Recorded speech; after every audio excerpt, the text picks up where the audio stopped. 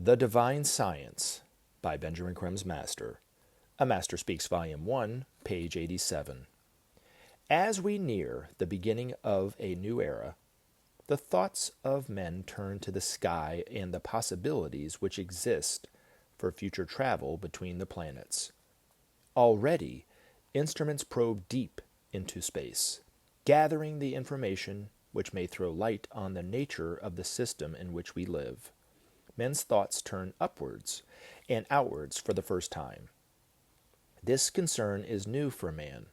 Seldom before has his thoughts reached further than his own hearth, restricting his vision of the vast scope of cosmos, which awaits his exploration. At the same time, new discoveries about the nature of life itself are awakening men to the need for an outer expression of the unity which they now know underlies our universe. Already vast sums are spent annually to ensure the success of these explorations, and much dedication and valor contribute to their achievements.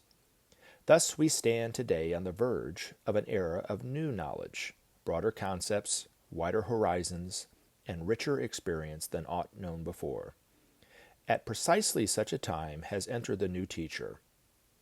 His will be the task to enlarge even further these horizons for man, to show that all is interconnected, that we live within a family as brothers, and that each contributes to the well-being of the whole.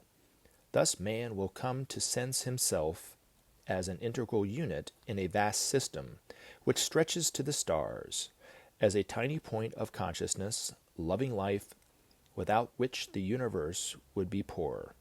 Thus man will come to see his greatness and his function in an endless scheme of interrelated points of light and energy and knowledge.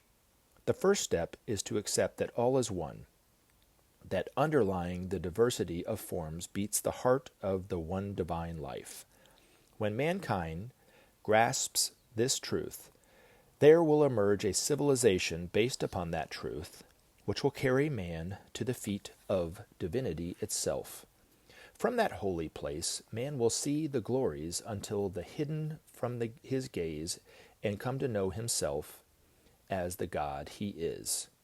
A new divine science will become his. Through its means, man will harness the energies of the universe for his diverse needs and transform and beautify this earth. As custodians of this science, we, the masters of wisdom, will reveal its secrets, stage by stage, as man equips himself correctly for its use. Then the gateway to the heavens will open, and man will find himself on a journey without end. The cosmos, near and far, will be the subject of his research. Infinity will beckon him ever onwards and test his valor. A new stream of thought is entering man's lives, which will galvanize them into action. A new creative potency will manifest itself on all sides, and in gathering momentum, the secrets of life will be discovered and revealed. Man stands now on the threshold of great things. Marvels await his astonished gaze. The limitations of the past will soon lose their hold and free him to explore the cosmos and himself. When man sees the universe and himself as one, all things become possible.